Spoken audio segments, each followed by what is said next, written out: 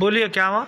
कल सुबह में 10 बजे गया बच्चा, फिर आता गई थी बोल के 10, 11, 12 बजे तक देखे तो नहीं आया तो अब सब सज्जों को उधर इधर फोन करके पूछे तो कोई भी नहीं आए बोल के बोले। नाम क्या है बच्चे का? बच्चे का नाम नरसिंह है। मेरे हाँ। को 4 बेटियां हैं, एक बेटा है, इन्हें आप भी छोटा है 19 साल का है। फिर अब कुमसुमपुरा पुलिस स्टेशन को गए, रात में 9 बजे जाके नाम लिखाए, फोटो दिए, फिर व्हाट्सएप पे भी डाले। अभी आपका बच्चा ये फर्स्ट टाइम गया घर से, नहीं तो इससे पहले भी गया ऐसा? नहीं, यही फर्स्ट टाइम गए।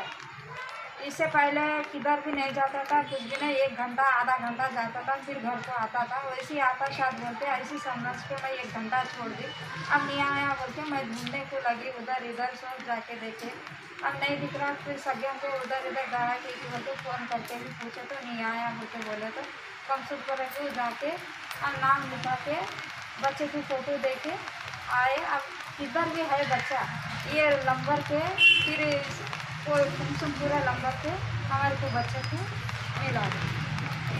FIR हुआ कुलसुमपुरा PS में? हाँ, हो गया। FIR कॉपी किधर है? इधर है, यहाँ पे